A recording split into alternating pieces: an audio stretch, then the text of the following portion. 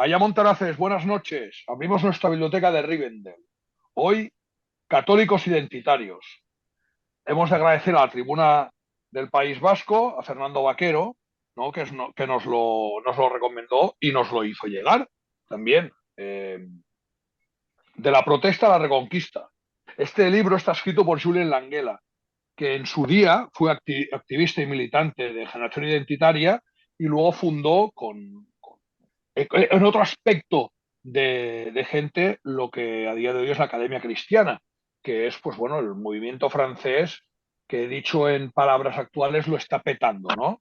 Eh, se comenta en todos, digamos, en todos los focos de activismo un poco católico guerrilleros, para decirlo de alguna manera, pues los hechos y las actividades de la Academia Cristiana se están, bueno, agrupando.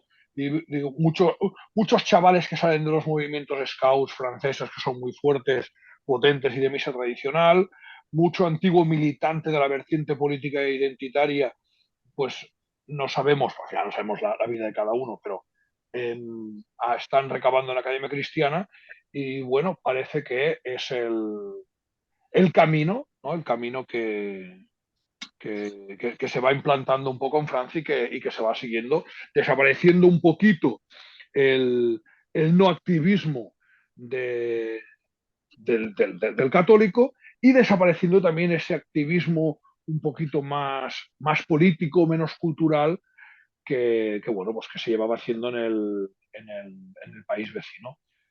Todo este movimiento, pues bueno, sale en el famoso Manif pour tous, que son las manifestaciones que se hicieron en su momento con las leyes del matrimonio homosexual, y a partir de ahí, pues nace todo esto.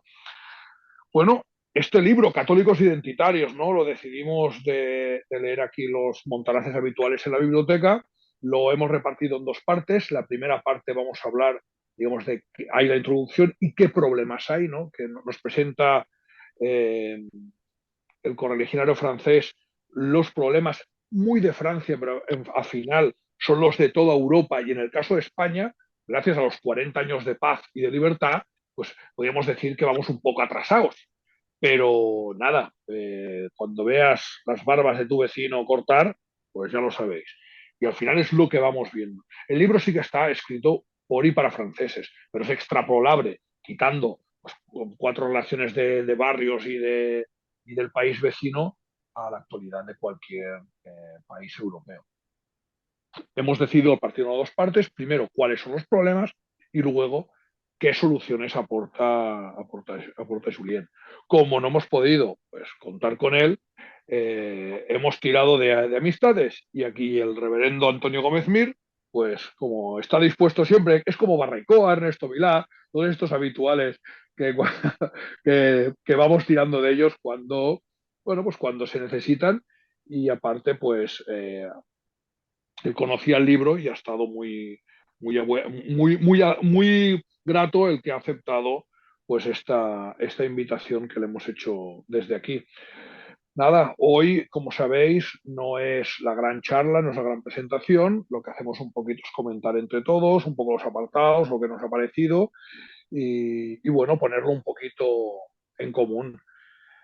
Sin más, doy paso al padre Antonio, al reverendo, y vamos charlando un poquito entre todos. Muy buenas noches. Buenas noches. Pues nada, yo tengo la suerte de tener buenos amigos, además con buen criterio, uno de ellos me regaló este libro Católicos e Identitarios, ¿no? Y es el señor Cangrejo, que tiene una influencia positiva sobre mí. Entonces me dijo, padre, léalo. Y la verdad es que aún no lo he acabado, estoy bastante avanzado, casi estoy hacia el final. Y la verdad es que lo he disfrutado bastante, ¿no? Porque, porque en fin, me gusta el estilo de Langela, ¿no? Lo veo un tipo combativo, ¿no? Que es algo que nos falta mucho en las filas de lo que es la Iglesia, sobre todo la tradición católica, ¿no? personas que entienden la fe católica también desde una posición muy combativa, ¿no? Yo creo que una de las grandes cosas que hace, y es esta primera parte que vamos a analizar hoy, principalmente, es pues hacer un diagnóstico acertado, alguno podría decir pesimista, pero realista, ¿no? De la realidad de Europa. Él sobre todo se centra mucho en la realidad de Francia y, y de la Iglesia también en Francia y en Europa, ¿no? Entonces, mm, él es rotundo, ¿no? Hay un gran movimiento totalitario, ¿no? Totalitario, que intenta acabar con todas las diferencias, que han proporcionado hasta el momento fortaleza, podríamos decir solidez, e identidad a esos hombres que han vivido antes del siglo XXI, ¿no? Lo que era la Europa tradicional, todo aquello que fundamentaba Europa, la fe cristiana, las tradiciones, las costumbres, la cultura, ¿no? Y luego las particularidades de cada nación, pues de pronto se ven sometidas a una disolución, buscando, pues, por encima de todo, esa él habla mucho, utiliza mucho la palabra mestizaje, ¿no? Que no es un mestizaje solo racial que se pretende, ¿no? Sino un mestizaje también en este sentido cultural. Se trata de disgregar, de difuminar todo, ¿no? Abunda, ¿no? El sexo, las razas, los grupos sociales, las naciones, la fe cristiana con otras religiosidades, sobre todo que vienen de Oriente, etcétera, ¿no? Para crear un ser transhumano universalista, ¿no? Posmoderno, carente de todo sentido y de toda identidad. Que uno de los grandes problemas, en definitiva, del hombre moderno y del hombre posmoderno ya es precisamente eso, ¿no? La crisis de identidad que vive, ¿no? Hoy en día mucha gente, pues esta pretensión que tiene el hombre de siempre porque está inscrita en su corazón, queremos ser felices.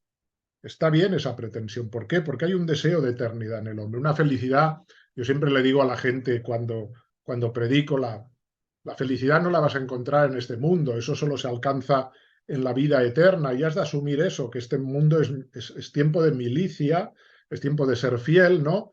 Pero sí que hay el deseo de felicidad. Bueno, pues hay de alguna manera una, una pregustación de la felicidad definitiva cuando tenemos claro una serie de cosas en nuestra vida. En primer lugar es la identidad.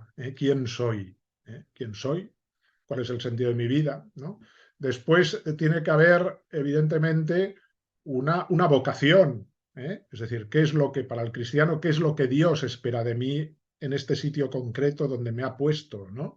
¿Cuál es mi vocación? ¿No? Y después un proyecto, conforme a esa vocación y a mi identidad, ¿cuál es mi proyecto de vida? Esto es lo que de alguna manera da sentido a una vida, ¿no? Bueno, pues esto que lo pueden perder las personas, hoy lo ha perdido evidentemente en Europa, pero lo ha perdido también, y esto es lo dramático, la Iglesia, que era la que de alguna manera estaba llamada a insuflar el espíritu en una Europa que ya finalmente parecía que agonizaba, ¿no? Si hubiese habido una Iglesia que hubiese recogido todos esos restos aparentemente mortales y les hubiese insuflado el espíritu del cristianismo de nuevo, pues no hubiese pasado nada. Pero el gran problema es que la Iglesia también está en un problema de identidad grave, ¿no?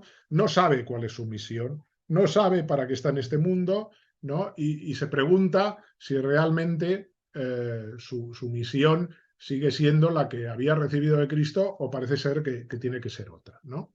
Bien, esto yo diría que es un poco la situación, porque yo diría que lo que vamos a analizar hoy, como son 4 capítulos, el primero es un poco el estado de la cuestión, como él dice, ¿no? La introducción. Después, él viene a hacer como una definición de quién es él y de quién es un poco pues, lo que él representa, la Academia Cristiana. Yo siento una gran admiración por la Academia Cristiana, la sigo mucho en YouTube. Como soy de los antiguos que estudió francés en el instituto, pues el francés lo sigo bien, ¿no? Y entonces yo veo muchos vídeos de la Academia Cristiana. Hacen conferencias impresionantes, ¿no? De buena formación, con muy buen criterio, ¿no? Entonces, católicos e identitarios, ¿no? Así se define.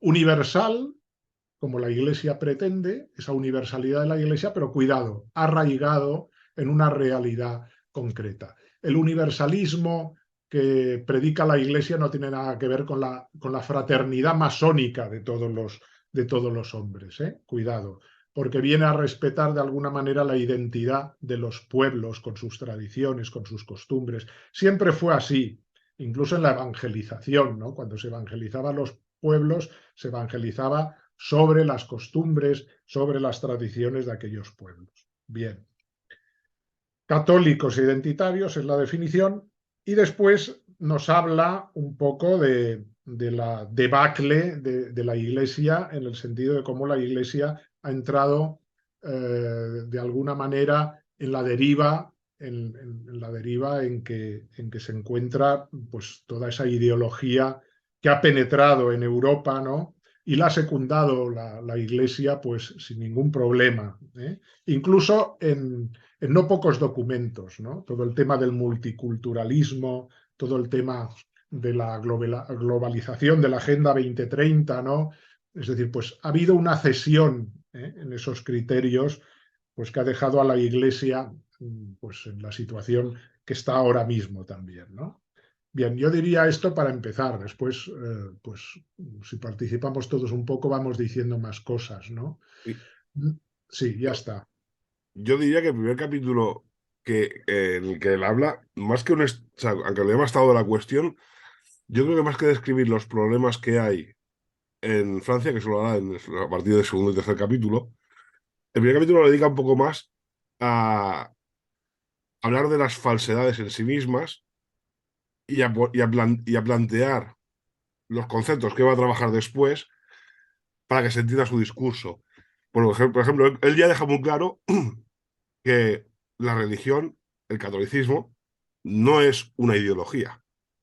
Claro, Ella te dice eso, dice, él ya dice que el catolicismo no está hecho para gobernar un país, está hecho para gobernar una moral y para prepararte para tu vida trascendental, pero no es una ideología en sí y no es un partido político y no se puede aplicar de manera política en sí, sino que es quizá una bisagra o una ayuda para un sistema político que se puede implantar, que puede ser X o Y. O sea, él no entra en la cuestión ni siquiera de qué partido político es el que puede llegar a la solución al problema. También de las mentiras, como por ejemplo, de cuando hablamos de la caridad cristiana y que hay que aceptar a todo inmigrante, basándose, por ejemplo, en la lectura de San Pablo sobre los Gálatas, o en esto que está muy de moda, sobre todo en Badalona, que ponen en las iglesias lo de Bulema, yo era inmigrante y me acogisteis, y por eso ahora tenemos que coger también al resto. Claro, ella plantea eso diciendo, oye, no, estos son mentiras o son cosas que os han metido en la cabeza. Primero vamos a hablar de qué significa esto y qué es cada cosa, y qué es la caridad cristiana real, qué es el catolicismo, qué es ser identitario, y a partir de ahí explico los problemas que veo en Francia. Y los problemas que veo en Francia, bueno, que ven en Francia creo que los vemos todos. Cualquiera que haya estado en Francia en los últimos años, yo quizás he estado en estos últimos 10 años, que he estado 4 o 5 veces, se ve que cuando tú vas a una gran ciudad, a un centro comercial, aquello parece Nueva York. Si quieres ver auténticos franceses y donde yo he hecho actividades con franceses, ya sea a nivel político o a nivel recreativo, siempre ha sido en los pequeños pueblos y en las pequeñas aldeas que quedan allí, que es donde están todos los auténticos franceses, que como dice en el libro, los descendientes de Vercingetorix, no los otros. También al principio me sorprendió, porque luego en el tercer capítulo lo trata, que es lo que decía yo, que hablaba quizá o ponía de ejemplo en algunos textos palabras de Francisco, de Papa Francisco. Y claro, a mí al principio me sorprendió porque digo, ostras, si Francisco cada vez que me llega un mensaje de WhatsApp hablando del Papa, normalmente es para echar todo el mundo pestes. Claro, eso luego en el tercer capítulo lo habla. Porque claro, el primer capítulo quizá habla más católico identitario y no se ha regado, que es un poco lo que ha hablado usted, reverendo, que es hablar sobre que una persona sí puede ser caritativa y puede ayudar a otro, pero una persona se siente más a gusto y más cercana a otros que son iguales y no se siente a gusto y se encuentra extraño cuando está con gente que es diferente. también bueno, me deje llegar a la segunda parte, pero aquí también habla, por ejemplo, de que nosotros le debemos todo a nuestros antecesores y nosotros tenemos que pasar lo que ellos nos han legado a nuestros descendientes, cosa que es algo que parece que también se ha olvidado. Y también habla mucho de amar a la patria, no a la nación, a la patria. Y estamos hablando de Francia, que es uno de los países quizá que más nacionalistas a nivel de nación, o del concepto de nación que aquí todo el mundo hablamos mal de él, o al menos que tenemos una vertiente un poco más tradicionalista en este sentido. Sí, a ver, yo creo que es muy interesante el, el tema de la patria que abunda él, ¿eh? Es decir, porque lo explica muy bien lo que es la patria, ¿no? Es decir, él dice que es una expansión de la familia, ¿no? Es decir, de los padres. Y es muy interesante cómo lo explica y lo que decías también, ¿no? Es decir, sentir preferencia por los más cercanos incluso está en la doctrina de la iglesia tradicional de siempre, ¿eh? Es decir, porque hay una jerarquía en la caridad. Eso lo enseñaba San Agustín en el siglo V, ¿no? Es decir, hay una jerarquía en la caridad que decir que debes querer más a los que tienes más cerca. ¿Por qué? Porque son los que tienes ocasión de querer. Querer a los que viven en África es una cosa, en fin, imposible, ¿no? No puedes hacer nada por ellos, pero en cambio los que tienes cerca tienes más obligación, y tienes la posibilidad de ayudar.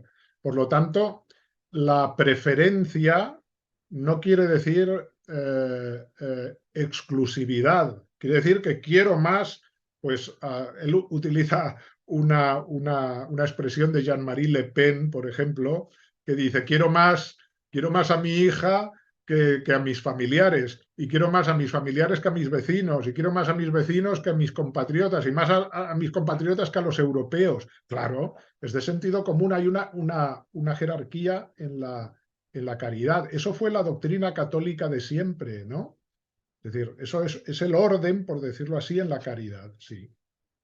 Igualmente, padre, no solo el orden en la caridad, es el orden natural y casi lógico. Sí que puedes tener más aprecio a según qué amigo o según qué persona que a lo mejor a un tío. Pero por lógica, lo que usted comentaba ahora es que es el orden natural.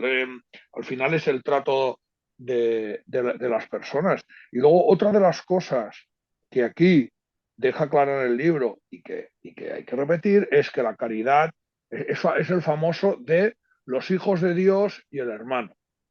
Mm. No todos somos hijos, no, todos, o sea, todos somos criaturas de Dios, pero no todos somos hijos de Dios, ni todos Claro. somos hermanos. Y eso es una cosa que siempre se usa, eh, como por ejemplo lo de la iglesia de Badalona que antes comentaba el Montaraz, ¿no? Es como sacarlo de contexto. Un poquito también como lo del buen samaritano. Siempre lo sacan de contexto. Lo que no cuentan es que al buen samaritano lo viste, lo alimenta y lo manda a su puta casa. ¿Qué dice? Sí, claro. Eso es así. No es lo visto, lo alimento, le da una paga, se queda aquí, monta un locutorio y encima se lía con tu hija. No jodamos. Es así.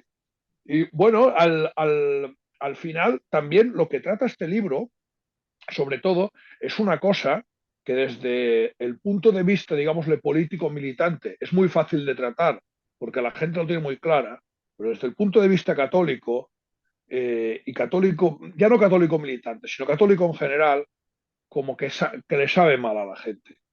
¿No? Es una cosa como que cuesta decir eso, porque eso no tiene nada que ver con el racismo, con supremacismo, ni nada, absolutamente nada que ver con todo eso. Pero como a la mínima a uno lo acusan de, pues entonces es una cosa que hay que ir con pelos a comentarlo y a decirlo. Es que además hay una cosa muy interesante que comenta el autor en un capítulo, que no es el primero, es otro capítulo que lo comenta, que dice que estuvieron muy bien las marchas contra el matrimonio homosexual. Pero más importante, y a lo mejor habría ido más gente, si la manifestación hubiese sido porque el domingo es el día del Señor y la gente no tiene que trabajar ese día. Quizá pues si hubiésemos defendido esa cultura, esa tradición nuestra, que es el día de descanso de todo lo europeo, igual habría ido más gente, que es algo también que hay que defender. Hace un montón de años, la CTC hizo unas pegatinas para poner en las tiendas que abrían los domingos, que en ese momento solo era el Hipercor y el Corte Inglés, no había nada más. Y recuerdo unas pegatinas de el domingo es el día del Señor, ¿cómo era? Y ponía algo así como reza, baila y quédate en tu casa o algo así, no me acuerdo cómo era, pero era algo así como casi, o sea, algo en serio y luego como una frase de cachondeo. Sí, sí, así es, así es. Es que no hemos reivindicado en muchos casos cosas, hemos reivindicado cosas más complicadas, cosas que confrontan, ¿no? Porque al final confrontas cuando podías haber reivindicando eso. Es una vergüenza trabajar los domingos. Y si alguien ha de trabajar el domingo, que le paguen 5 veces lo que, lo que cobraría trabajando un lunes. Primero una frase y es muy antigua y es que todos somos hermanos, pero no primos. No sé si os acordáis, que resume muy bien lo que habéis comentado ahora. Y luego hay un punto que yo creo importante en esta primera parte, bueno, en el libro, y es sobre todo el defender con firmeza los principios cristianos, los principios de la tradición, de los usos y costumbres basados en el derecho romano, etcétera, etcétera. Estamos hablando de un par de milenios como mínimo. Es el primer punto. O sea, lo primero es defender tus principios y claro, los has de conocer y te has de formar en estos principios. O sea, has de saber que el domingo es el día del Señor, si no, malamente lo puedes defender. Otro tema es, por ejemplo, el acusar, ahora porque lo has comentado tú, perdón, el acusar no es la palabra correcta, que lo has comentado tú, pues participar en una marcha en contra de algo que va con estos principios. Pero lo más, o el primer paso, que yo creo que lo comenta muy bien, es que tú has de estar formado para poder defender estos principios, o sea, no ser más aborreguil que vas a una manifestación, sino que es para defender con firmeza y con conocimiento de causa tus principios. Y luego cierro con otra frase y es recordar que un pesimista es un optimista bien informado. Si queréis, yo he hecho una exposición un poco del Langela entra en ello, pero creo que se puede resumir en unos pocos puntos precisamente las cuestiones en las cuales lo que, digamos, la posición de la Iglesia en este sentido se ha adaptado pues, a la posición de las Naciones Unidas, por ejemplo, ¿no? Si queréis lo resumo en unos puntos y nos da la idea de dónde está un poco ahí el error, ¿no? Al menos de la Iglesia en este sentido, ¿no? En su magisterio no extraordinario, claro, porque en esto no hay nada definido, pero sí en un magisterio últimamente, desde el año 1950, sobre todo, después de la Segunda Guerra Mundial, ¿no? Sobre todo, en primer lugar, que la Iglesia parece que considera las migraciones desde un enfoque individual, ¿no? Es decir, no colectivo, no la consecuencia colectiva que tiene una serie pues, de miles, de millones de individuos que se mueven, ¿no?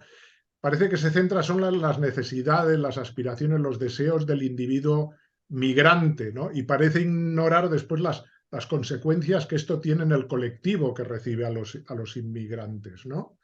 Es decir, es un fenómeno de masas, no es un fenómeno individual, ¿no? Sino que después tiene unas consecuencias. Por lo tanto, no es solo en el ámbito de la caridad que se ha de calibrar este fenómeno, sino también en el ámbito de la política, ¿no? Las consecuencias que esto tiene, la capacidad de acogida, ¿no? El mantenimiento de la cohesión social a posteriori, ¿no? Cuando esta gente se incardina en un lugar, el respeto de la identidad cultural del lugar, la seguridad, ¿no? de la gente que vive en aquellos lugares, ¿no? Da la sensación que la Iglesia Católica en esto no diga nada, ¿no? En cambio, parece que se ocupa demasiado, ¿no? De cada individuo concreto, ¿no? O lo hace de forma secundaria. Después, valorar el hecho migratorio como desde una perspectiva muy materialista, ¿no? La Iglesia parece que valora el fenómeno migratorio desde un enfoque material, ¿no? Centrado en las necesidades económicas del migrante, ¿no? Bueno, es decir, parece no tener en cuenta, ¿no?, los aspectos que tiene también la inmigración en esas personas de desarraigo, de aculturación, de pérdida de sus costumbres, de ruptura con el vínculo social, ¿no? Es decir, de huir de sus países, ¿no? Parece que se quede solo en el hombre económico, ¿no?, y en sus problemas, cuando realmente el ser humano es mucho más, no es solo la solución de sus problemas económicos, ¿no? Bien. Después la apuesta por una migración de repoblación. Da la sensación que la Iglesia entra en esa dinámica también, ¿no? La defensa de la familia lleva a la Iglesia a preconizar que las unidades familiares vengan completas, la reunificación familiar de los que vienen, ¿no? Y la migración pierde con ello cualquier posibilidad de solución provisional y transitoria, ¿no? A veces se pone el ejemplo de la Sagrada Familia, que se fueron a Egipto. Sí, se fueron a Egipto mientras duró pues, la persecución contra ellos, pero después volvieron a su casa, ¿no? No se instalaron allí, ¿no? Se convierte, por lo tanto, la migración en un fenómeno estable, irreversible, ¿no? Es decir, una migración de repoblación. Da la sensación que es esto lo que se quiere fomentar, ¿no? Sabemos que las Naciones Unidas pretenden esto, pero lo pretende también y lo secunda de forma muy sorprendente la Iglesia, ¿no? En no pocos documentos. Y después, pues la discriminación hacia las sociedades de acogida. Parece que somos los malos, ¿no? En la medida de que de alguna manera somos precavidos ante esa inmigración. Parece que la Iglesia está dispuesta a defender a los migrantes, pero no a defender los derechos de la gente que recibe a los migrantes, ¿no? Cuando se refiere a veces la Iglesia a las poblaciones de acogida, parece que nos quieran instruir de cómo hay que acoger a esta gente y que sobre nosotros, si lo hacemos, caerán todas las bendiciones, ¿no? Y de fustigarnos si rechazamos la migración, ¿no? Y de denigrar o incluso estigmatizarnos como malos cristianos, insolidarios o duros de corazón o incluso xenófobos, si no entramos por este camino o si somos críticos de alguna manera con una masa de gente que en no pocas ocasiones y en muchos sitios ya en Europa están causando problemas muy serios, ¿no?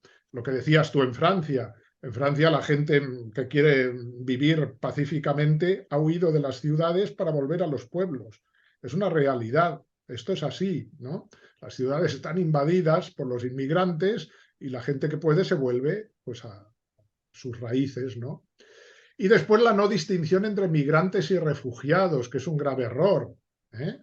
Es decir, esta es una distinción que jurídicamente es muy importante, porque, no sé, es decir, han de recibir un trato diferente.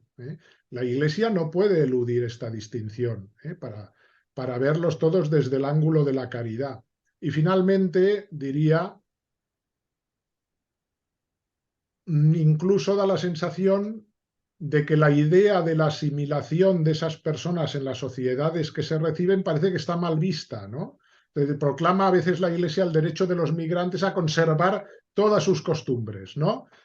Su lengua, su propio patrimonio espiritual, ¿no? Con todas las ventajas que no tenemos los que estamos aquí, ¿no? No digamos las ventajas económicas que no tienen, ¿no? Pues las personas que viven toda la vida aquí son autóctonos, ¿no? Bueno, la Iglesia rechaza a veces, parece, ese modelo de asimilación, respetando pues, una serie de costumbres que a veces no encajan de ninguna manera en los lugares donde ellos llegan, ¿no? Esto tiene sus consecuencias, porque parece que entra un poco por ese multiculturalismo, ¿no? Que ha tenido, por otra parte, resultados tremendos en países como, no sé, como Yugoslavia o como Ruanda. Tenemos ejemplos en los estados africanos terribles, ese multiculturalismo de varias razas, de varios pueblos que no encajan de ninguna manera, pues lo sabemos muy bien, la balcanización, ¿no? Eso tiene consecuencias en el Líbano, en Yugoslavia, en Siria, en Ruanda, ¿no? Es Es decir, cuidado, porque la convivencia pacífica, hoy lo vemos en muchos barrios de Francia o en barrios de Suecia, es imposible del todo, ¿eh? Eso va a tener unas consecuencias. Hay que ser realistas ante esto, ¿eh? Claro, es que ya partiendo de la base, o sea, yo, aunque no lo aceptase, yo puedo entender que dentro de lo que es la Iglesia, aceptase la inmigración de armenios o de iraquíes cristianos o de iraníes cristianos que están perseguidos en sus países y, oye, pues cogemos a Europa porque son nuestros hermanos espirituales.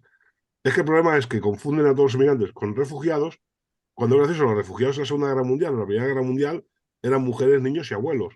Ya son tíos de 20 a 40 años que están más sanos que yo, que eso es una cosa. Y luego encima también es la historia esa, que no, que vienen de otra religión y encima piden que se les respete su religión. Oiga, quizá lo que tienen que hacer ahora las misiones, en vez de las misiones irse a Uganda o irse a Burundi, quizá las misiones lo que tienen que irse es a Granollers o Martorell y hacer allí misionado y convencer a esos infieles para que se conviertan a la religión verdadera según la Iglesia. Ese es un gran problema que tienen. La Iglesia siempre toleró, evidentemente, las religiones minoritarias, las toleraba, pero no las fomentaba, evidentemente, ¿no? Luego, por otra parte, hay una cosa que hay que apuntar y es importante porque nos puede ver gente, yo digo, nuestros hermanos hispanos, ¿no? Yo digo siempre, yo nunca los considero inmigración a ellos, ¿no? Es decir, considero que son nuestros, por decirlo así, ¿no? En ese sentido no entro. Yo estoy hablando de una inmigración, en efecto, que es totalmente heterogénea, ¿no? Es decir, en religión, en costumbres, ¿no? Es decir, el hispano pues viene a España, ¿no? En definitiva, pues es su tierra también, ¿no? Pero claro, esa inmigración que viene de África, musulmana, no dispuesta a asimilarse de ninguna manera, ¿no? Al contrario, ¿no? A veces da la sensación, después del acontecimiento de Algeciras, una persona me decía, el asesinato del pobre sacristán en cuestión, me decía, claro, dice, hay musulmanes de dos clases, decía, los que tienen paciencia y los que no tienen paciencia. Dice, este no tenía paciencia. Los otros tienen paciencia y saben esperar a que haya un relevo, ¿no? Es decir, saben que dentro de unos años van a ser mayoría, y saben esperar, son pacientes, ¿eh? Luego están los impacientes y a veces salta un impaciente y hace una de estas, ¿no?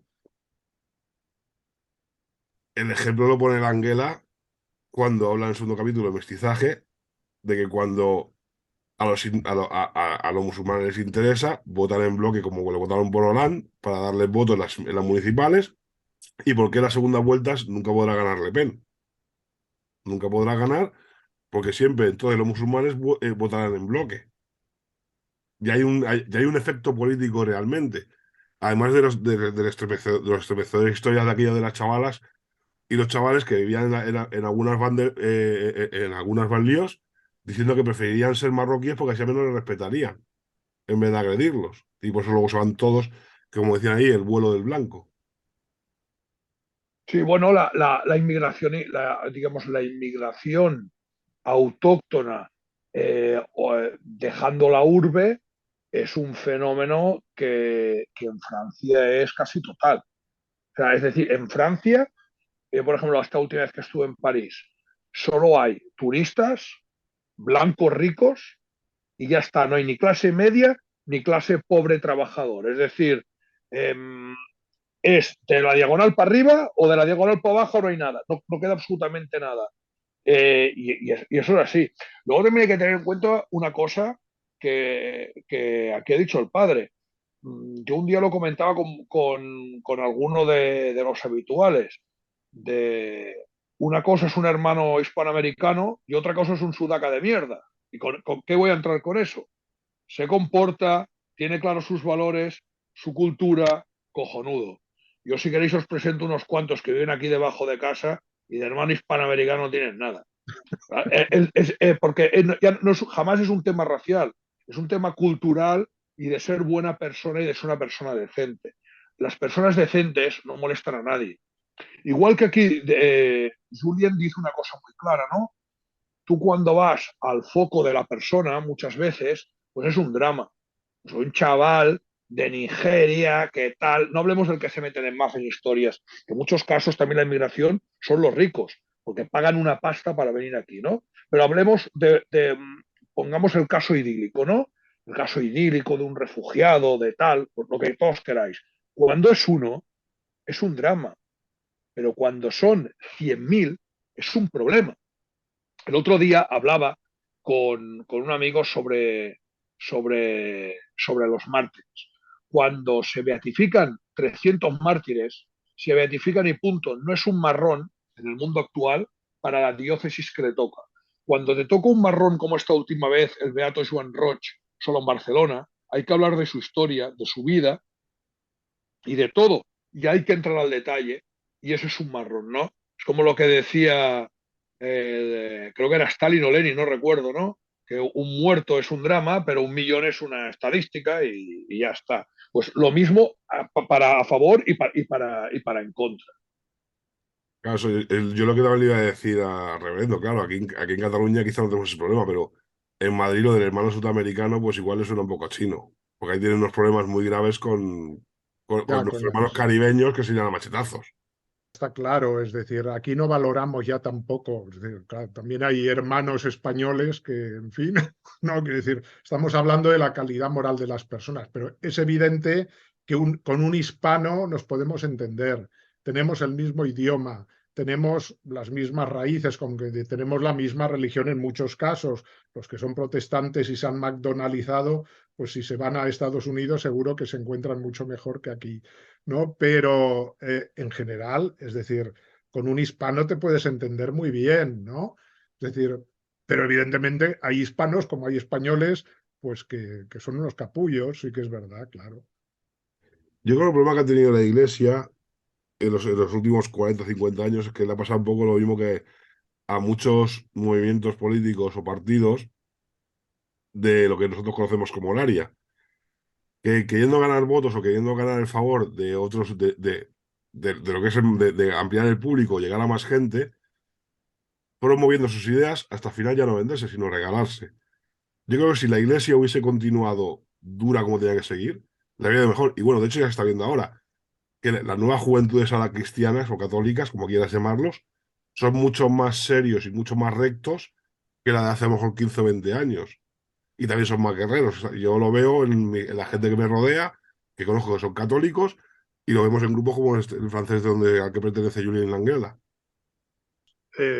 Quería comentar un punto para no dilatarlo, que lo ha comentado el Montaraz, y antes lo había comentado el reverendo, y es la diferencia entre migrante, que es la palabra actual, y refugiado.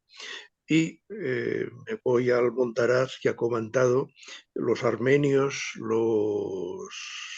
bueno, has comentado dos o tres, yo te añadiría los caldeos, los siriacos, etcétera, que estos son unos señores y señoras, unas personas, unos cristianos que llevan 2000 años allí.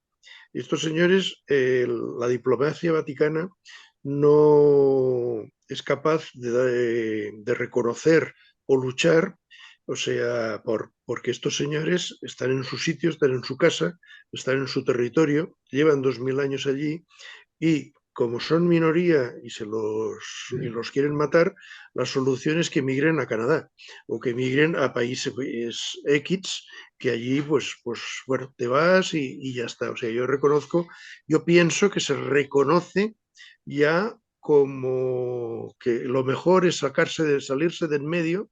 Yo creo que es una política universal actual que tenemos, y es salirse del medio de los problemas. Tú tienes un problema, me acuerdo de aquella señora que se llamaba Asia Bibi en la India, que estuvo no sé cuántos años condenada a muerte. La solución es que la familia emigrase a Canadá. Claro, lo entiendo porque la querían matar, etcétera. Pero el tema del refugiado, que antes lo ha comentado también con el tema pues, de la Segunda Guerra Mundial, que eran niños, mujeres, etcétera, pero era gente desvalida. El tema del refugiado es que este no tiene tiempo de coger nada y tiene que salir porque si no se lo cargan. Pero en ningún momento reflexionamos que se está yendo de su casa. O sea, se está yendo de su pasado, se está yendo de su tradición y el mejor sitio para ir, es un poco de broma, es irse a Canadá, que allí hay un clima excelente. si lo que habéis apuntado, yo creo, sobre, bueno, si esto apuntabais lo de, el problema es precisamente, bueno, un poco lo que dice Langela, ¿no? Él viene a decir la cristiandad ha muerto, es algo que sabemos, ¿no? Proceso que se ha producido durante la modernidad. La cristiandad ha muerto. El cristianismo quizá no, quedan núcleos de cristianismo, pero la cristiandad, aquella cristiandad, pues ha desaparecido, ¿no? El neoliberalismo se ha impuesto, ¿no? Y los católicos, liberales o incluso los que se consideran conservadores, distorsionan el mensaje evangélico, ¿no? Y este es el gran problema, lo que él viene a decir, ¿no? Hemos oído hablar de cosas como muy, en fin, que casi te dan rubor, ¿no? La revolución de la ternura, ¿no? Estas cosas que hemos oído hablar en la Iglesia, ¿no? Es un catolicismo vacuo, ñoño, pueril en sus planteamientos, ¿no? Bueno, eh, no siempre ha sido así y siempre hay voces y yo quiero pues aquí romper una lanza por un personaje pues que fue en su momento importante para la Iglesia y por eso fue tan perseguido y desplazado, que es el Papa Benedicto XVI. Hay que recordar aquel intento que hizo él, podríamos decir, lo dice Langela aquí, de pensar seriamente el Islam, ¿no? Cuando el 12 de septiembre del año 2006, Benedicto XVI pronunció en la Universidad de Ratisbona una conferencia, un discurso que produjo, en fin, una sensación de gran incomodidad en todos los que estaban allí y en todos los bienpensantes de Europa, ¿no? Y que se le criticó mucho al Papa, porque el Papa reflexionaba sobre la relación entre la fe y la razón y cómo la visión católica, ¿no? No tenía nada que ver con la visión del Islam y por lo tanto eran irreconciliables del todo. Tiraba por tierra de alguna manera esa burbuja del diálogo interreligioso, ¿no? Con el Islam que tanto se ha fomentado incluso desde dentro de la Iglesia, ¿no? Y de alguna manera manifestaba el escepticismo sobre la inmigración y sobre las consecuencias terribles que podía tener, ¿eh? Esto supuso, evidentemente, el principio de la defenestración de Benedicto XVI, ¿no? Al que se le puso una cruz y una raya, y eso tuvo consecuencias y seguramente fue lo que hizo desembocar eso y otras cosas también, pero sobre todo el odio que se le tenía a este hombre por la claridad de sus ideas, ¿no? Pues no sé, desde instancias desde Estados Unidos y desde los grandes centros decisorios de Europa, ¿no? Entonces, yo creo que hay que tener en cuenta también eso, que hay también un magisterio, es decir, que se ha dado cuenta de esos errores, ¿no? Y de las consecuencias que podían tener para la sociedad europea cristiana y cómo se convertía, evidentemente, en una espada de Damocles esa inmigración pues musulmana sobre todo que caía sobre Europa, que tenía consecuencias dramáticas y que se empezaba a dejar ver las consecuencias que hoy en día ya son ya difíciles de limitar. Saludos, Padre Antonio y Montalace. Bueno, yo respecto a este libro de John Langella, bueno, me parece que se tendrían que hacer muchos más libros como este, hablando tan claramente de cuál es el estado de la situación. Esto de esta frase que ha dicho antes Montalaz Cangrejo, de cuando veas las barbas de tu vecino afeitar, por las tuyas a remojar, ¿no? Es lo que siempre se ha dicho de Francia respecto a este pequeño atraso que llevamos con ellos, pero ya nos estamos poniendo un poco al día. Y al respecto del problema del reemplazo poblacional, con la islamización que esto lleva detrás, las zonas no-go que se han visto ahí aparecer, pues barrios que ya no está permitido pasar si no cumples las, las normas, ¿no? de esta gente. Y bueno, y la oleada de casos de un tipo de criminalidad que culturalmente no estamos preparados para afrontar. Se vemos cómo se esconde el origen étnico de los criminales cuando son del norte de África, supuestamente para no crear alarmismo social o para no alimentar el racismo, pero más concretamente para esconderlo porque la agenda debe seguir su curso, ¿no? Y no sé si se le puede llamar Plan Kalergi, Agenda 2030, en cualquier caso queda claro que estamos presenciando esto, ¿no? Lo que el fin de la Europa como la conocemos. Y bueno, no es ser catastrofista, al fin y al cabo es pues esto, decir las cosas como son y estar claro de cómo está la situación. Y bueno, todo esto facilitado por la agenda política, ¿no? Que con la ingeniería social ha conseguido introducir este nihilismo en el espíritu de la mayoría, logrando que no tenga ningún interés por arraigo ni por su identidad o patria o comunidad, ya que, como nos decían en la lectura, solo en la nada desaparecen incluso las identidades y solo en la nada todo vale. Sobre este punto, encuentro que la frase que define muy bien hacia dónde nos lleva esta agenda es como, por ejemplo, donde Julian nos dice que es por ello que el mestizaje, arma de subversión masiva, es indispensable para el buen funcionamiento de una sociedad de consumo, sin identidad, sin referencias fijas, y así los hombres se ven vacíos desde el interior, mientras intentan suplir ese vacío con bienes materiales. Me parece que define muy bien lo que viene siendo la situación.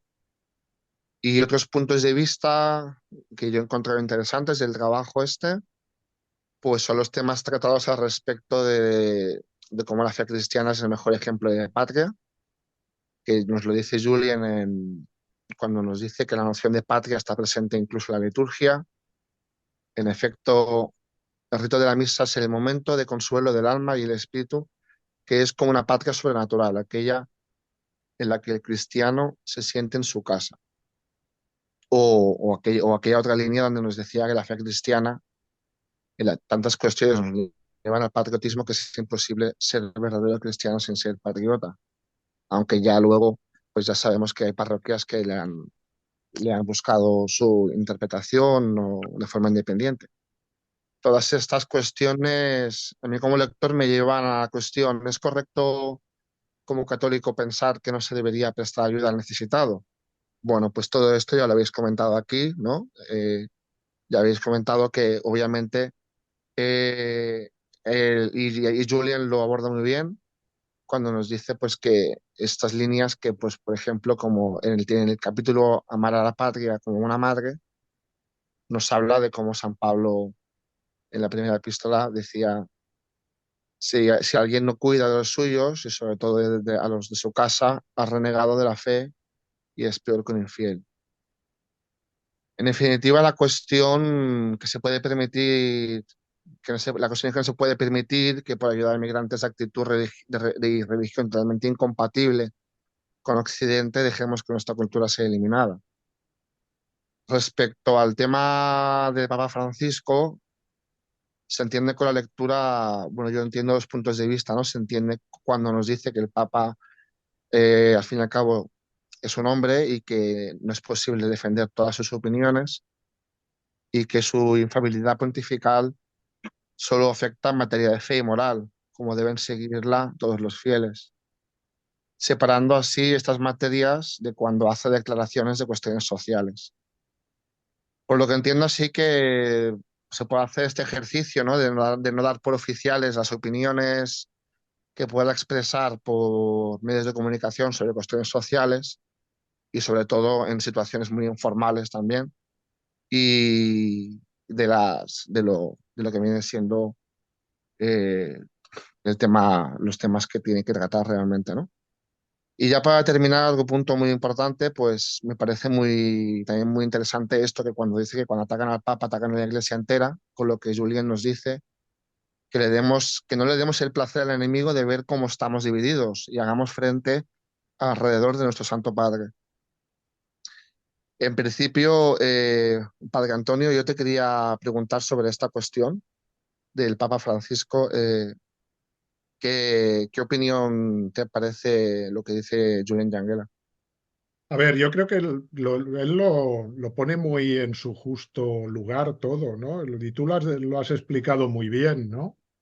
Es decir, el Papa es infalible cuando ejerce su magisterio supremo, ¿no?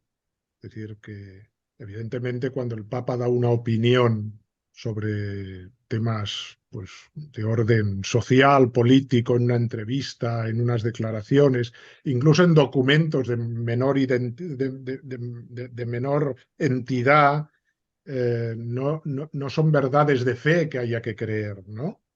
Entonces, por otra parte, eso no quiere decir, en efecto, y yo creo, estoy de acuerdo totalmente con Langela, que sí que hay que hacer frente común alrededor del Papa, ¿no? Es decir, alrededor no de la persona concreta que está detrás del Papa, es decir, porque en diferentes momentos de la historia ha habido papas que han cometido errores graves, ¿no? Por debilidad humana, ¿no? O por pecado, ¿no? Pero era el romano pontífice, ¿no? Es decir, aquel que hace cabeza en la iglesia. Entonces, de alguna manera es lo que nos da la robustez también, ¿no? Y la fortaleza. Estamos defendiendo la cristiandad. Eso quiere decir que hemos de estar con la Iglesia Católica, ¿no? Que la Iglesia Católica hoy en día pues tenga como cabeza a Jorge Mario Bergoglio es una cosa anecdótica, ¿no? Y por lo tanto no debe impedir que nosotros los católicos pues tengamos claro cuál debe ser nuestro lugar, que es con la Iglesia siempre, ¿eh? Entonces, creo que esto lo hemos de tener muy claro. Tú has definido muy bien cuál debe ser la postura de un católico en estos casos, ¿no? No podemos pensar que todo lo que dice el Papa está libre de error, porque es un hombre y comete errores, y los católicos rezamos por el Papa porque está sometido a tantas tentaciones o más que nosotros, porque los poderes del mundo pues también pueden llevarle y traerle, ¿no? Y puede sucumbir ante ellos y puede por eso hemos de rezar por él para que también manifieste su firmeza, ¿no? Es decir, y enseñe la verdad cuando toque, ¿no? Quiero decir que yo no soy nada mitómano con los papas, no he sido, es decir, no he sido un fan de Juan Pablo II, ni de Benedicto XVI, ni de y del Papa Francisco, ¿no? Es decir, que cuando veo al Papa, veo al vicario de Cristo y ya está, con un hombre como nosotros, con debilidades, con una misión muy delicada por el que hay que rezar, ¿no? Y ya está, pero creo que eso ha de quedar claro. No podemos caer en una papolatría, ¿eh? Pero tampoco podemos caer en una negación de quién es el cabeza de la Iglesia, ¿no? Y ya está. Lo que a mí me gusta mucho de este libro, sobre todo el segundo capítulo, que es quizá a veces cuando habla más de la política o de la sociedad actual, es del nombre que le ha dado a los globalistas nómadas, que Parque Yogi lo llamaban los falseadores de la cultura, y aquí en España se les llamaba antiguamente los que mataron a Jesús. Me ha hecho gracia el nombre, aquí el eufemismo que he usado. Pero sí que es verdad que, claro, el problema de Francia o sea, el problema de Francia y de Europa no ha sido solo la Iglesia. También hay que recordar que tenemos aquí los llama él izquierdas y derechas. Yo lo llamaría progresistas a dos velocidades, en los que unos con el discurso, sobre todo a partir de mayo del 68 y del nihilismo, en el que todo es voluntad y todo es deseo, y que somos todos super guays y todos la chupipandi, aceptamos el multiculturalismo y el mestizaje, que es lo que contra lo que está en contra, y luego esos otros progres a marcha más lenta que se están frotando las manos diciendo, coño, que aquí nos viene mano de obra barata a la que vamos a poder explotar y vamos a poder traer de nuevo la esclavitud del siglo XXI, pagando sueldos de mierda y que la gente compita por los sueldos para poder trabajar con nosotros. Y pone ejemplos de empresas, que no las voy a nombrar, porque que quiera leer el libro, que las nombra, de que estaban locas por echarse en mano de los refugiados Welcome para darles un trabajo y así poderlos integrar. Pues claro, ¿cuánto le van a pagar a ese inmigrante? No le van a pagar lo mismo que le estén pagando al francés de turno. Sí, sí, Luego sí. también hay toda una filosofía muy sorprendente, ¿no? Pero esto no se puede explicar sin los profundos cambios antropológicos y mentales, ¿no? Que se ha producido en la gente en poco tiempo, ¿no? Es decir, y luego eso que llamaría yo el autoodio, ¿no? Es decir, acabar odiando nuestra propia identidad, ¿no? Esto en Francia quizá no tanto, pero en España es muy común, ¿no? Personas que odian la identidad española, ¿no? Que odian su historia, ¿no? Que odian los logros de los cuales, no sé, si Gran Bretaña tuviese los logros de la historia imperial de España, ¿cómo los viviría, ¿no? Pero en cambio nosotros se nos ha introducido en la mente y en el corazón la idea de que hay que odiar pues, la historia de España, ¿no? Y por lo tanto todo lo que sea español y que hay que estar abierto a una especie de cosmopolitismo, a una especie de abertura a otras realidades nuevas que vienen de fuera, ¿no?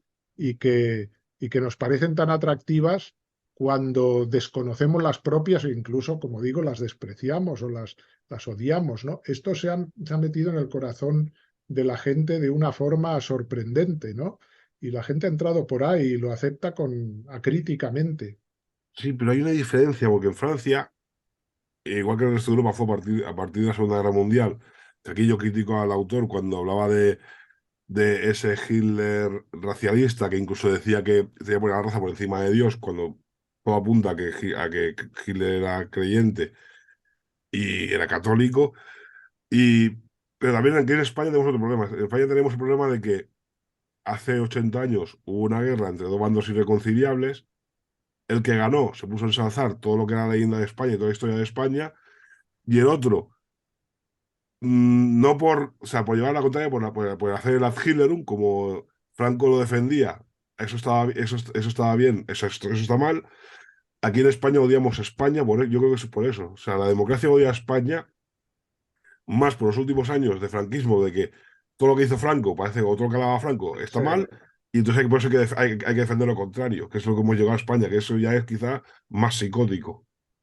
Bueno, fijaros en una cosa que es importante, y es que los últimos años se intenta todos los grandes mitos que fundamentaban, digamos, las glorias de España, acabar con ellos. Y no hablo solo de la leyenda negra que los ingleses y la masonería escampó, sino, por ejemplo, la Reconquista. Cualquier estudio que sale ahora te dirá, la Reconquista no es verdad, no fue así, no sé qué. El Cid Campeador, no, el Cid Campeador vamos, era un putero, un degenerado y era un mercenario de los moros. Incluso no hace mucho, yo no la he visto, pero se ve que se ha hecho una serie del Cano, ¿no? Del viaje. Y bueno, puteros, borrachos, no cuentan que lo primero que hicieron solo llegar es hacer una procesión. No, eso no, se fueron de putas, ¿no? Entonces, claro, el tema cuál es en todo eso, que es que todos esos mitos fundamentales a día de hoy solo se hace por desmitificarlos. Lo que pasa es que también creo que le sale el tiro por la culata, porque al final lo que acaba pasando, y esto nos vamos dando cuenta en el día a día, en peregrinaciones como Nuestra Señora Cristiandad, en el día a día en las parroquias, en el día a día en las charlas, en las conferencias, que hay chavales que no hubieran estado nunca metidos en, digámosle, patriotismo militante, para que los entendamos. Nosotros sí, porque ya somos perros viejos, pero cada vez que aparece un chaval, ya no es el tipo de chaval que aparecía antes.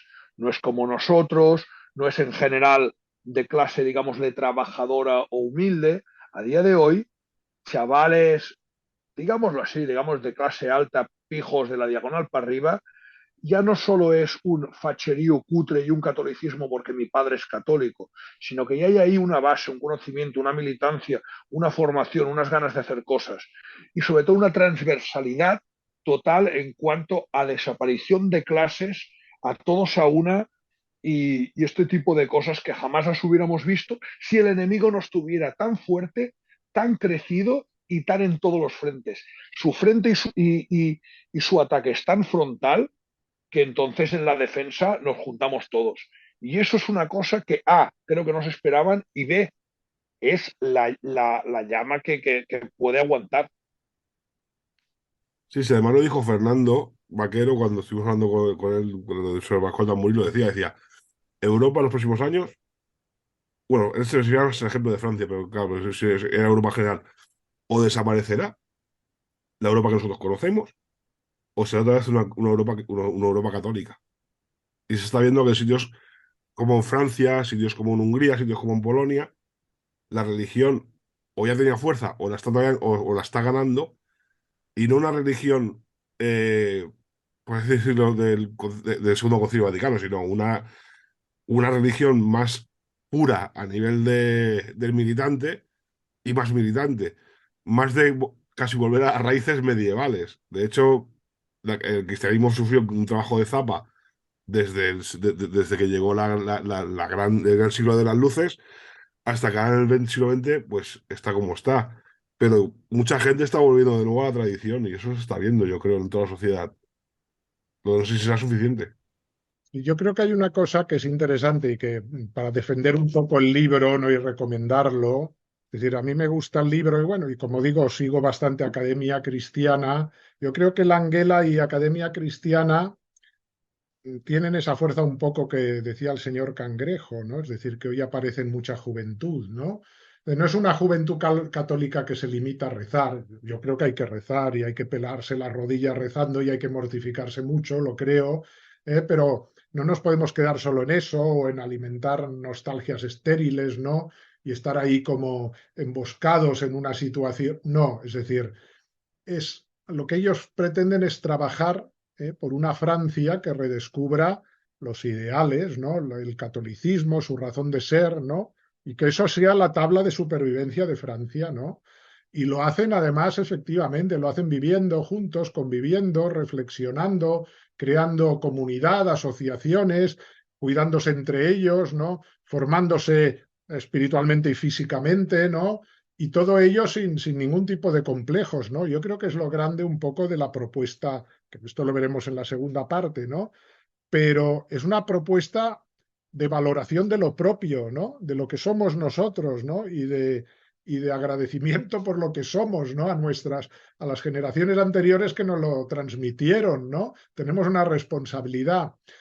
De alguna manera proponen esto, hay que resistir, hay que luchar, hay que defender la grandeza de nuestra identidad. Sabemos quién somos, ¿no? Y amamos lo que somos, ¿no? Y en ello va la supervivencia, además, de Francia o de España o de Europa, ¿no? Y la conservación de la civilización que hemos conocido, o bueno, que nosotros casi ya no la conocimos, ¿no? Pero de la civilización cristiana, ¿no? Nosotros la lloramos sin haberla conocido. Claro, sí. No, pero hay algo En muy, este, aunque quizá me esté avanzando, porque esto lo dirá supongo a la mitad del capítulo, que ya lo va dejando ver. Hay una cosa que está clara. La siguiente sociedad que nos pueda salvar, o la que podamos estar cómodos, podrá ser una democracia, podrá ser un fascismo, podrá ser un comunismo, podrá ser lo que tú quieras. Pero lo que hace falta es que haya una moral. Tiene que haber una conducta cultural y moral que, en este ejemplo, la Anguela asume que va a ser el catolicismo, que apoye a ese nuevo sistema para que podamos volver a ser lo que somos. Eso es lo único que yo creo que deja claro en el libro. Sí, es que bastaría con que fuese el derecho, la ley natural, ¿no? Es decir, ya no es decir, no los mandamientos católicos, claro, pero quiero decir, no las leyes católicas, sino la ley natural, ¿no? Es decir, un poco apuntabais antes también, ¿no? Es decir, lo que era Europa era el corazón cristiano, el derecho romano y la sabiduría, la filosofía griega, ¿no? Sobre eso se fundamentó toda una civilización, ¿no? Y trajo frutos esplendorosos y hemos pues denigrado eso y lo hemos rechazado. sobre lo que comentaba antes, padre de la Academia Cristiana, estos días han corrido unos vídeos que quien nos escuche los puede ver. La propia Academia Cristiana ha montado vídeos de su hoguera de San Juan Sí, y de lo que le llaman la Academia de Verano. Y al final mezclan esos dos mundos que en su día teníamos por un lado un poco una iglesia, una cristiandad de rezar y poco más, y por otro lado ese mundo de la militancia política que sí que era más combativa y más, incluso más juerguista, ¿no? ¿Qué vemos en sus vídeos, en su actitud? Vemos entrenos de boxeo, vemos montaña, vemos rezar, vemos sotanas, pero vemos guitarras, vemos cerveza, vemos incluso esos vídeos que salen con trajes regionales cantando y riendo. justo cuando yo estuve en Francia la última vez, no había nada en París porque ese mismo fin de semana que yo me volvía, montaban un Oktoberfest en Normandía.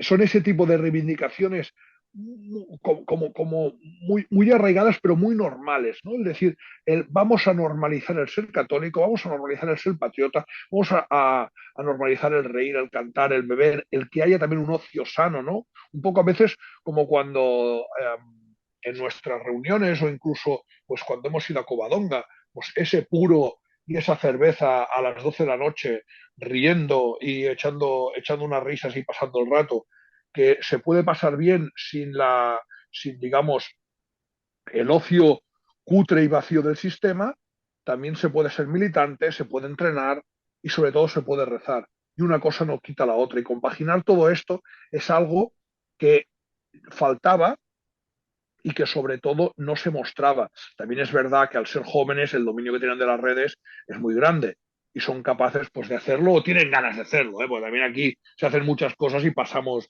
de un poco de publicitarlas. A ver, también, yo no creo que sea militancia, yo creo que lo que ellos hacen es comunidad, que es más importante casi que la militancia. Porque ellos lo que buscan es hacer buena gente, o buen hombres y buenas mujeres. Y si una persona es buena, ya se espera algo mejor de lo que pueda hacer. Creo que te digo, o sea, un sistema político sobre el papel funciona de puta madre. Entonces un comunismo, una democracia escrita en papel, un fascismo, y funciona de maravilla. El problema es cuando hay que aplicarlo. Entonces, ellos parten de la base de que hay que hacer comunidad y una comunidad sana, en la que su ocio es entre ellos, es compartir y reír entre ellos y pasar rato entre ellos y no estar con música sincopada o estar uno al lado del otro pero sin escucharse o sin hablarse. Es es una manera de ocio diferente al sistema o diferente a lo que nos vende el multiculturalismo y lo que nos vende la sociedad actual o la sociedad moderna.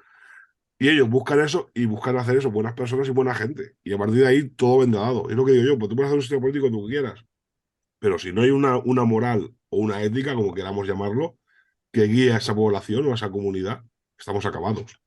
Bueno, y luego realmente esa comunidad, cada uno irá a su foco, a su localidad y se llevará lo que ha aprendido en estos actos eh, hacia ahí.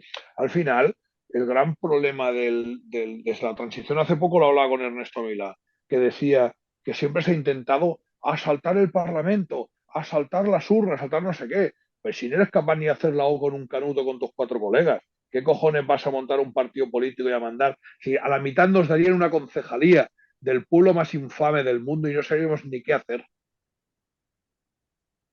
Y ya no el Parlamento, o sea, si es que muchas veces sí, vamos a manifestaciones, hacemos conferencias, hacemos cosas así, pero quizá lo más interesante es cuando hemos montado, por ejemplo, cuando habéis montado lo de Sagrada Familia, en la que estás con la gente en un ambiente distendido, hablando de otras cosas, hablando de cosas de lo mundano, de tu vida, de tu trabajo, de tus historias, y estás escuchando a la otra persona y estás hablando tranquilamente con gente. Aunque que no, cuando vas a un acto, que ves a la gente, la saludas, porque la tienes vista de hace 4, 5, 6 años yendo a actos, pero que solo sabes su nombre y a lo mejor solo conoces su cara. Bueno, al final, lo que tú comentabas ahora de los campamentos Sagrada Familia, luego llamado Comunidad Sagrada Familia, lo primero que se hizo sí que fue muy formativo y con mucha actividad, pero el último se hizo un poco más libre, a excepción de montar una gincana, pero fíjate que no hubo deporte, no hubo tal, fue bajar, jugar un rato, el que quisiera tiraba al arco, el que no charlaba. La gincana, vale, se hizo, pero luego el que quiso ir de marcha se fue, el que no, es decir, fue más coger una casa y estar ahí que no el montar unos actos, porque estamos tan faltos de eso. O sea, incluso en cuanto ya a familias, digamos, de gente que debería ser un poco ya más despierta. Eh, Solo con que sus hijos estén sin el móvil y ellos sin estar enfadados con sus hijos, que por eso les han dado el móvil, ya fue un triunfo. Yo eso no lo necesito, al final ya es mi vida, pero para los demás fue un buen ejemplo. Es que, a ver, esto que fomentan mucho en Academia Cristiana, esto que apuntaba el señor Cangrejo, ¿no? Es decir, el tema este de la, no sé, y que apuntabais también de la comunidad, la necesidad de la comunidad, del asociacionismo, ¿no? Va un poco con aquello que decía Chesterton, ¿no? Que decía que se sabía la civilización de un pueblo por el número de iglesias y de pubs que tenía, ¿no? Es decir, por la capacidad que tenía la gente de vivir en comunidad, ¿no? y de compartir la vida también. Esto es muy importante, ¿no? Es decir, que estemos juntos, que nos ayudemos, que nos asociemos. Eh, la fe cristiana siempre, las celebraciones cristianas, las fiestas de los pueblos siempre fueron una celebración de la vida, ¿no? Se juntaban los ancianos, los niños, los de todas las generaciones, se rezaba así, pero después se cantaba y se bailaba y se comía y se bebía, ¿no? Era una verdadera celebración de la vida, era volver a lo que es la esencia misma de la vida. Que la fe cristiana ha de ser eso, ¿no? Y eso es de lo que gozó Europa también, ¿no? Y es un poco recuperar esas raíces, ¿no? Esa verdad de lo que es la vida del hombre cuando vive en comunidad y en comunidad cristiana, ¿no? Yo, no sé, remachar un poco más el tema de la tradición. Y pongo dos aspectos. O sea, un aspecto es, por ejemplo, en el rito, en la práctica, lo ves ahora en la Semana Santa que acabamos de pasar, bueno, pues las personas que se reúnen pues, para hacer el Vía Crucis, etcétera, que pueden ser más, menos, normalmente menos, pero ves una unión que, por ejemplo, pues luego cuando lleguemos a los domingos del tiempo regular, no recuerdo la palabra, pues ves que decae bastante. Y cuando llegas a otro tema terrible, que es en agosto, que vas o yo lo he visto, tengo algunas fotos, porque quiero que conste en la historia, pues que te dicen iglesia cerrada por vacaciones. Entonces, pues el rito, como puede ser en Semana Santa, en Navidad, yo creo que son en pocas ocasiones y que olvidamos fiestas de guardar, que son importantes el mantener estas pequeñas tradiciones. Y ahora salto un poco a lo que no es o no es religioso, pero por ejemplo en marzo que hay en Gracia, San Medín, los Tres Toms, perdón, siempre lo primero que hacías era había la misa y era después cuando había la cabalgata, había los de esto de las collas, el paseo, la desfilada de las collas, etcétera, era después, pero bueno, había una tradición que ahora ya ha pasado al festival.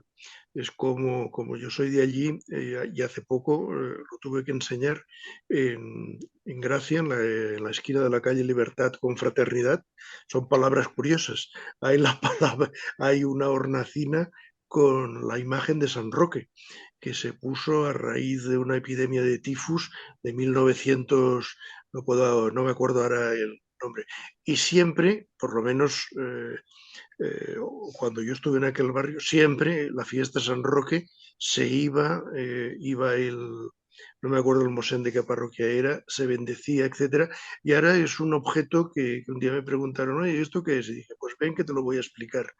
Yo creo que la tradición, el recuperar esta historia, no, el recuperar estas tradiciones y sobre todo el culto el trasladarlo a los domingos del tiempo ordinario, como puede ser en las fiestas como es Navidad o Semana Santa, es defender la tradición y creo que es muy importante. Al final, Alfonso, esto es faena de cada uno. Los cultos en los pueblos se han mantenido, pero en las grandes urbes se han ido perdiendo. Ahora, por ejemplo, se quiere, a partir del 3 de mayo, se devuelve el Santo Cristo de Lepanto, el original que se ha restaurado, se devuelve a donde está, que es la Capilla del Santísimo, encima del Obispo Irurita y más encima de San Olegario. La catedral quiere reinstaurar la cofradía del Santo Cristo de Lepanto para volver a hacer, digamos, para que vuelva a haber culto y devoción a esa imagen. Pero eso es faena de la iglesia militante, es decir, eso o lo hacemos los seglares o el cura de turno que también anima unos cuantos, pero estos empiezan unos y los siguen 40. Es decir, las cosas buenas, esto es como lo de la predicción a Covadonga. El primer año fuimos 500, el segundo 1000, y este año vamos a ser 1500 o 2000, seguro.